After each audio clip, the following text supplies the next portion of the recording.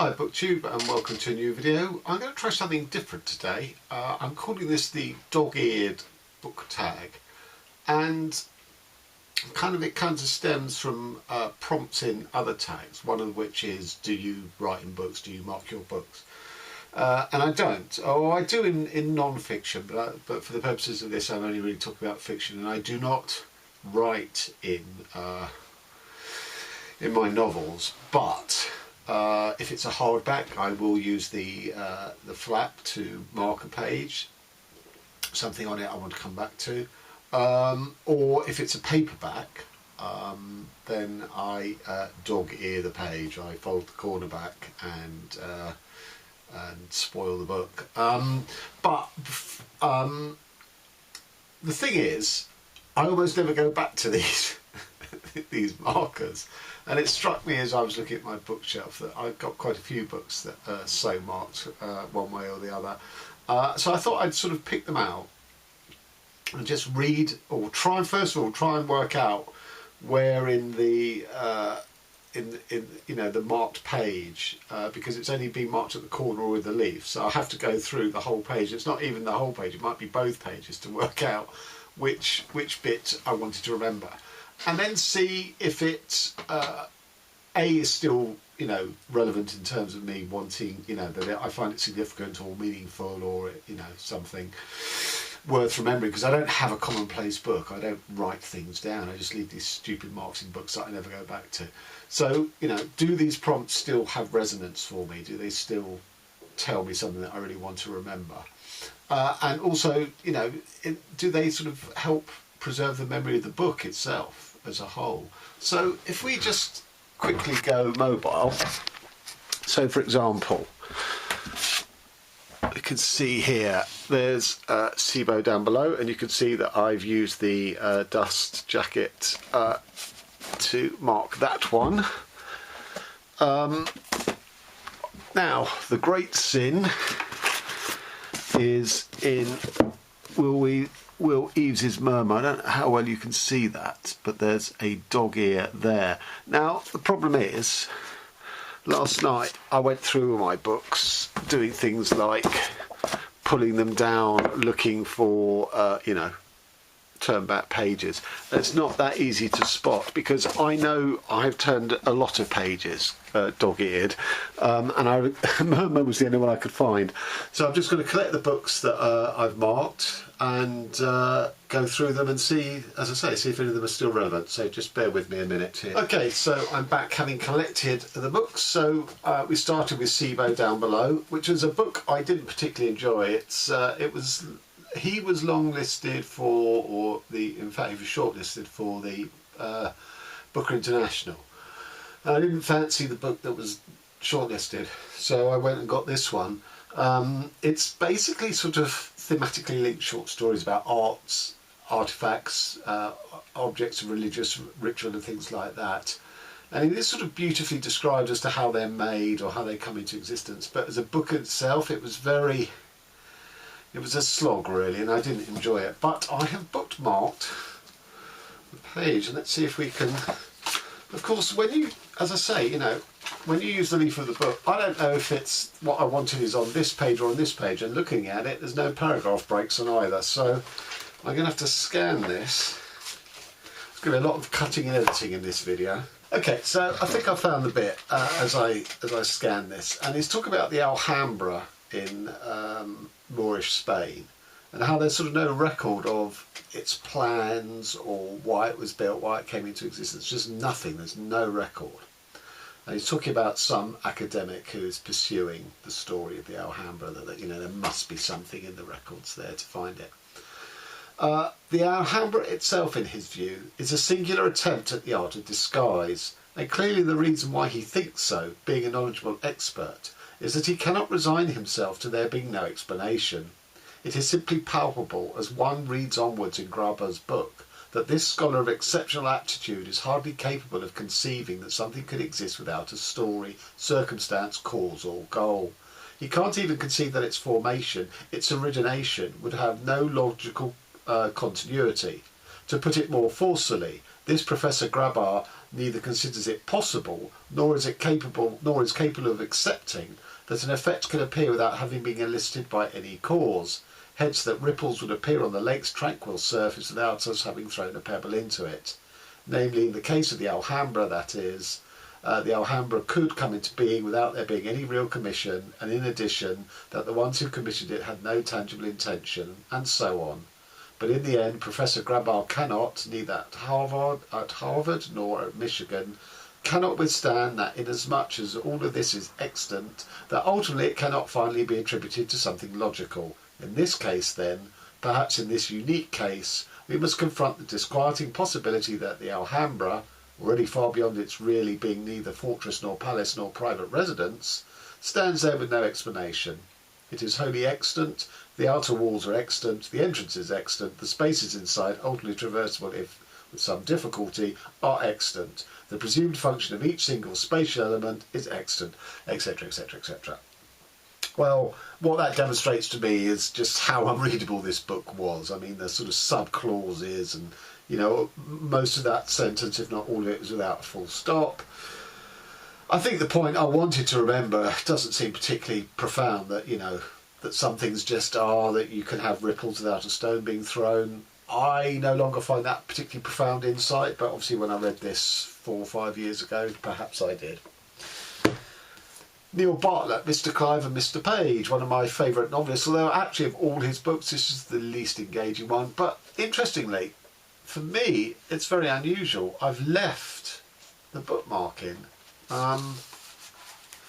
Now, normally the only time I have a bookmark in a book, it's in one that I've put down, and it's to remind me where, you know, where I need to start it up again. That can be over a couple of years. I'm not saying, you know, what I finished last night, where I pick it up today. So let's see what's in this Neil Bartlett book. Oh, I've scanned both pages of this and I can't find anything significant I would have bookmarked at all. So I'm beginning to wonder that maybe this was the bookmark I used when I was reading the book, and instead of taking it out when I finished it, I left it in there. So I have one more bookmark to use elsewhere. Okay, Murmur, the one genuinely dog-eared book that I could find. There is the dog ear. Let us see. Oh yes, because I read this quite recently actually, and I didn't really like the book, although there were some good bits of writing, and this is I think a really interesting, basically it's a story of Alan Turing, the man who sort of cracked the Enigma code and helped Britain win the Second World War, and was very a key player in the sort of development of computer technology, who the British state chemically castrated because he was homosexual. And the book is structured and is quite experimental really, all these sort of different voices and different versions of characters. But at the heart of it is a central relationship of Turing with a female colleague of his, who is married but not particularly happily as far as we can tell. So this is a letter that she is writing to him. Darling, time turns out to be infinitely expandable. The more I do of the awful drudgery, and it is fairly awful I admit, the more I find myself thinking of the real work I still want to do, and coming to a strange conclusion. The thinking is the work, and the trick is to catch it on the wing, while one does the washing up or ironing, or in your case, while you attend appointments and meetings with your hoodoo Freudian. To be serious, what I mean is, we are creatures, you and I, of solitary distraction. I love Bill, but he has no understanding of the very important part of me. When he is chatting, I am thinking, solving puzzles, fretting. And yet his conversation is so important, because in the kindest way it sends me back into myself. I could not be reminded of myself without his chatter. Let the set of demands on A, or his friend J, be like the man in the mirror, a mysterious liberation. Oh, let it, darling, for all our sakes. So I think this is really interesting in that she, you know, she's a thinker. She's a theoretical thinker about numbers, maths, computers, and all that sort of stuff.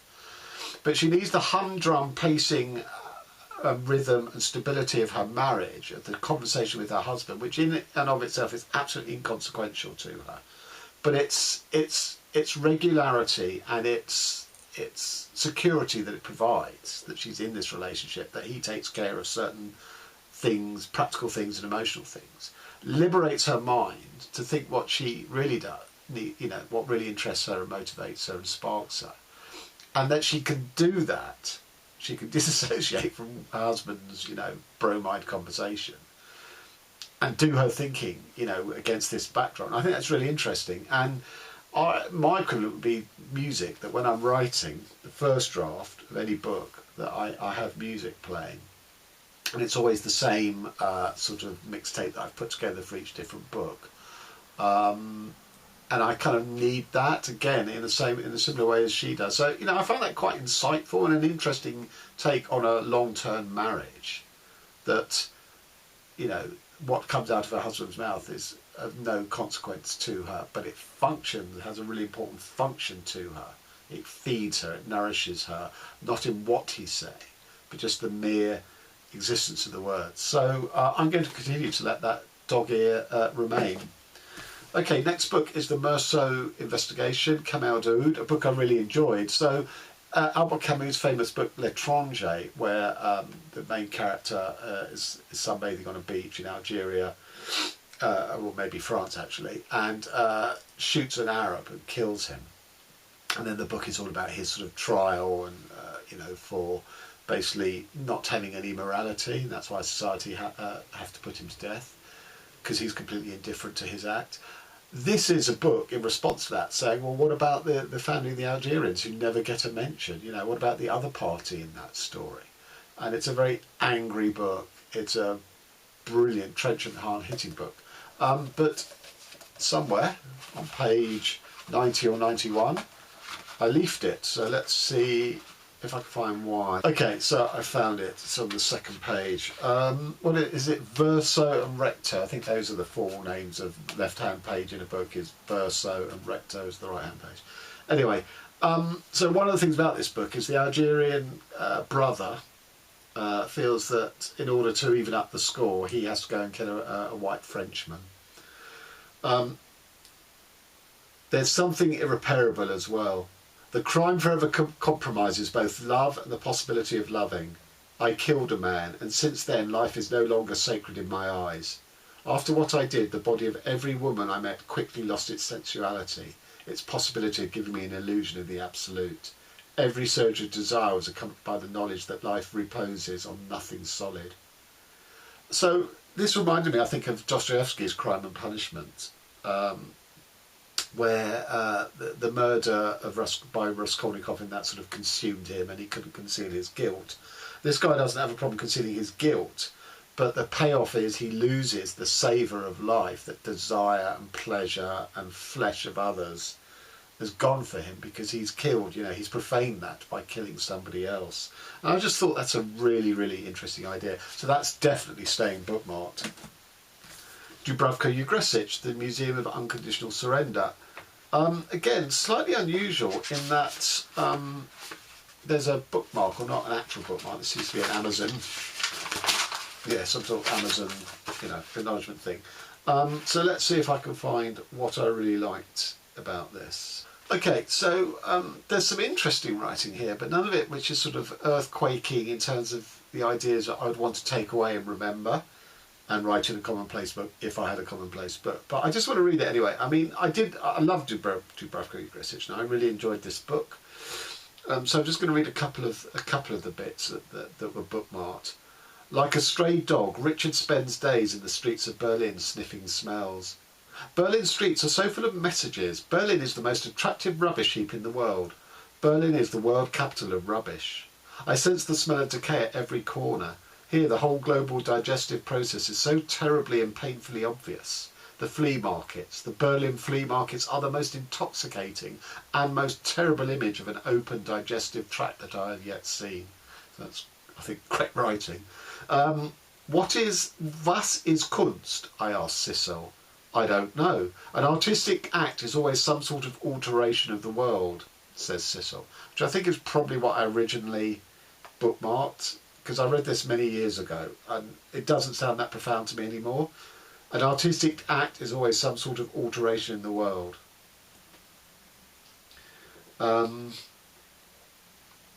Richard travels without a map. Richard collects cans which he later builds into great tin surfaces.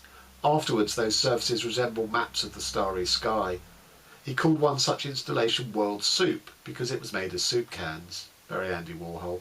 I gave Richard a present of an old Soviet can of condensed milk, which was a gift to me from the Russian minimalist writer Lyova. As well as cans, Richard collects old light bulbs. I don't know why I have this weakness for light bulbs. Incidentally, a light bulb is a very intelligent object, he says. Are there any stupid ones? Certainly, says Richard. Richard keeps his light bulbs in net cages, in ordinary string shopping bags, in basketball baskets. Lit with the light of the day, the round bulbs jostling in the net look like mysterious space forms. They look like multiple Audrey Hepburns. They are so fragile and vulnerable, I say. Richard says, was ist Kunst? I asked my neighbour Brigitte. I don't know. I always write my poems about something else, so as not to write about the first thing. Just as I always paint something else, so as not to paint the first thing, says Brigitte. Richard says, the sadness of Berlin comes from the asphalt. Richard says, the world is confused and full of hazards. Richard says, I only glimpse incidents in the world. Richard says, I have married objects. Richard says, I find rhymes amongst objects. I seek relatives for objects. Richard says, I test objects, dimensions, their capacity and potential. Richard says, I put one thing on another thing and one thing in another thing. Richard says, Berlin is also terribly chopped up. Richard says, I'm having a love affair with this city. So it's sort of fragmentary. It's done in, well, that section was done sort of in numbers, where she's gone around asking each of her neighbours, and she's trying to come to an understanding of art and, you know, objects, the relationship of reality and art and things like that. Accidentally, I've left the bookmark out. I've now shut the book, but actually, I don't think it's worth bookmarking anyway. So I don't think I've made a mistake in doing that. But this is a good book. And while we're in Berlin, Ida Hatmer Higgins, The History of History, a novel of Berlin.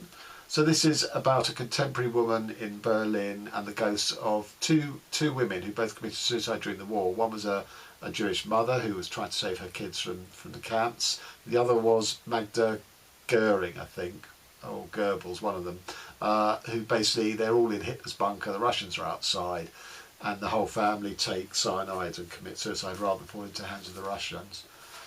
And I have leafed a page here. Okay, so this is from the point of view of the contemporary woman in Berlin, thinking about Magda Goebbels' act of killing her children. If the second version of Magda's motivation were to be believed, then Magda was the only Nazi parent, indeed the only tribunal in the world, to understand and confirm the Nazi crime, as a Nazi. For she was the only one to inflict upon her own family the Nazi penalty, death for the crime of evil in the blood. And now Margaret already knew what she thought. She threw down the heavy wall. She stood up. Magda was right.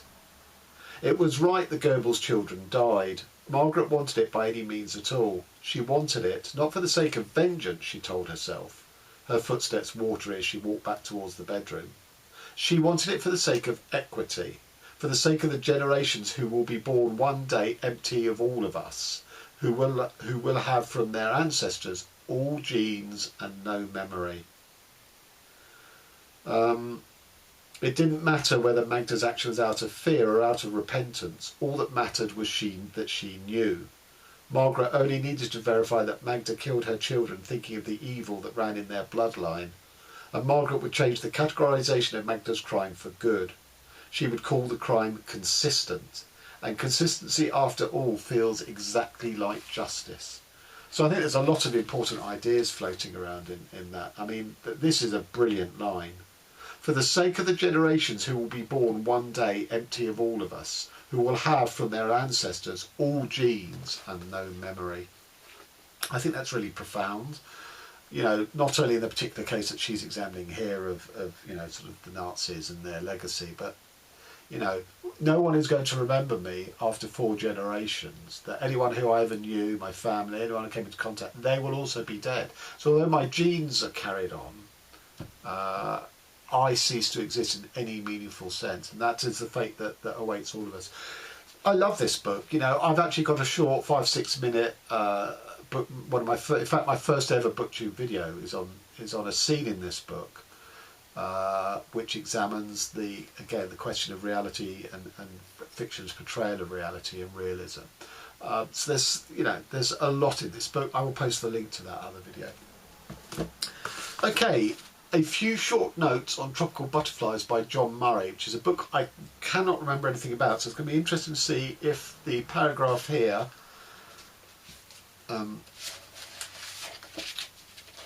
inspires my memory. Okay, so I've scanned this and I can't see anything that merited being bookmarked, and it really has caused no recall in me about the book. I did enjoy the read, I do remember that. He was the only man I've ever known who was killed by a butterfly. Short stories. Okay, so I really don't remember that. Tom McCarthy, Satin Island. Tom McCarthy, one of my favourite authors.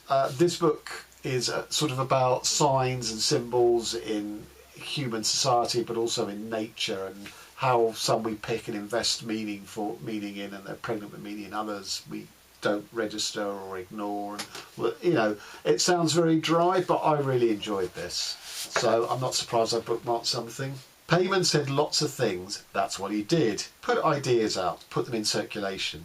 He did this via publications, websites, talks at conferences, via the quasi-governmental think tanks he was constantly invited to head up, or the interviews he'd given in the trade press. His ideas took the form of aphorisms. Location is irrelevant. What matters is not where something is, but rather where it leads. What are objects? Bundles of relations. Each of these nuggets was instantly memorable, eminently quotable, on urbanism. A city has no character. It is a schizoid headspace filled with a cacophony of contradiction. On design. The end point to which it strides is a state in which the world is 100% synthetic, made by man for man, according to his desires. These aphorisms were his currency. He traded in them, converting them via the company into tangible undertakings that had measurable outcomes, which in turn helped spawn more concepts and more aphorisms, always at a profit. The concepts were all generated in-house and collectively. That's how his outfit worked. We'd come at briefs, and at big ones in particular, from several angles, bringing all our intellectual disciplines to bear on them. The company had people who trained as economists, philosophers, mathematicians, architects, and who knows what else on its books. And slapping the pertinent offerings of each of these down on the collective table, or up on the collective sheet of glass, formulate new concepts that Payman, as the company's public face and poster boy, would then launch into circulation.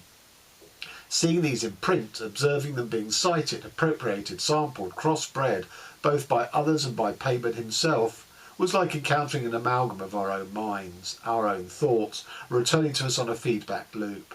Without Payman, though, without the general and generative mechanism he had set in place, and over which he constantly presided, we would never have come up with these thoughts in the first place. They were quite beyond us. Thus Payman for us was everything and nothing.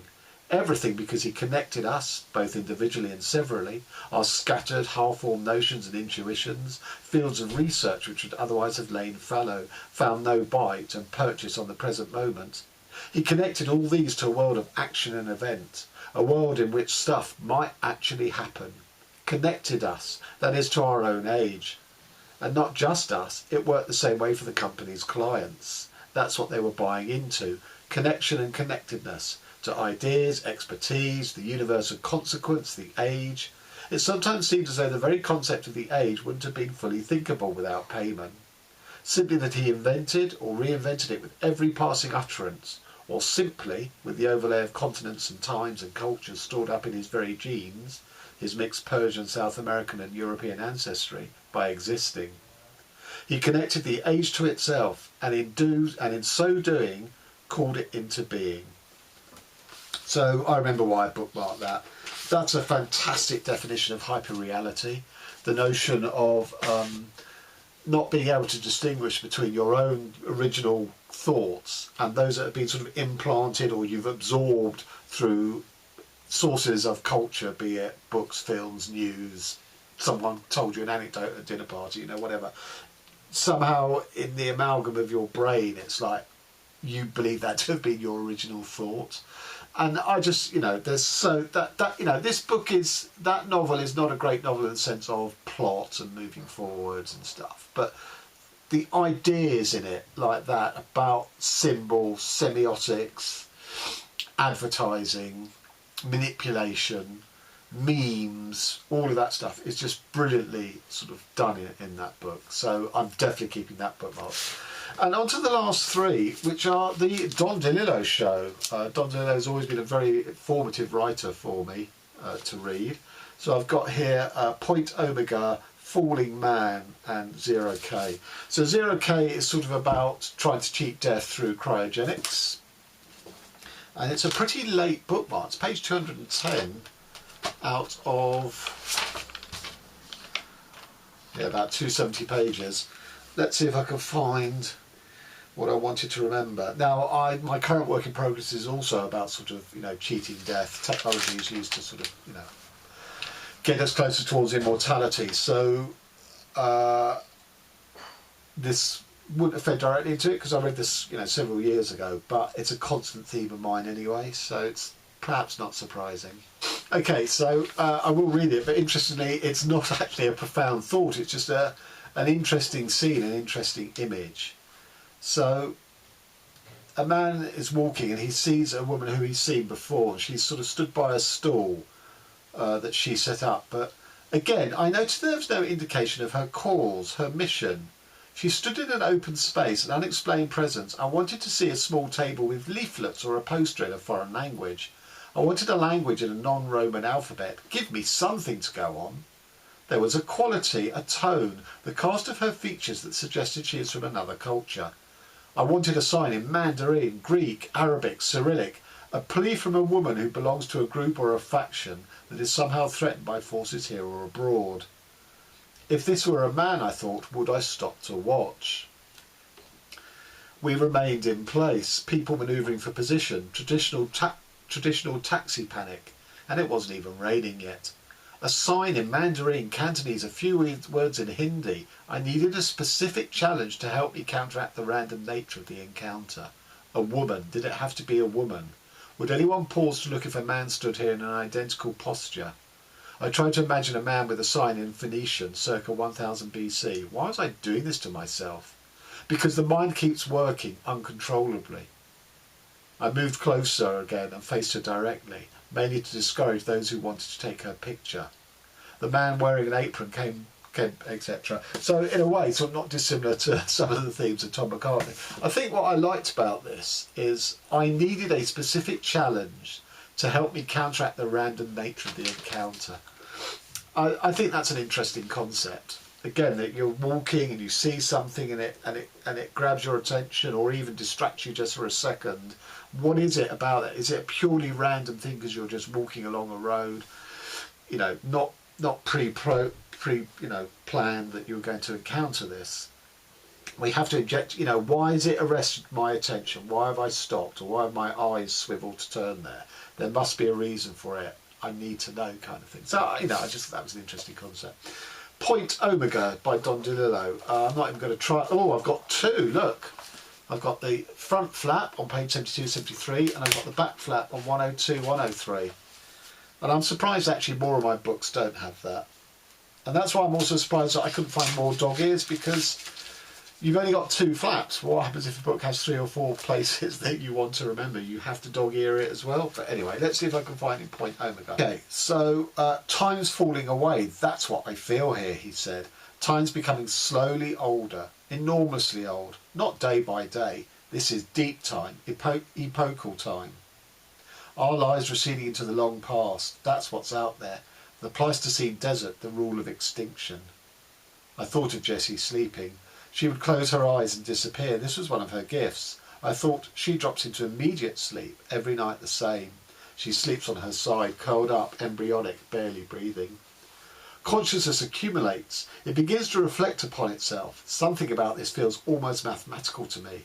There's almost some law of mathematics or physics that we haven't quite hit upon, where the mind transcends all direction inward. The omega point, he said.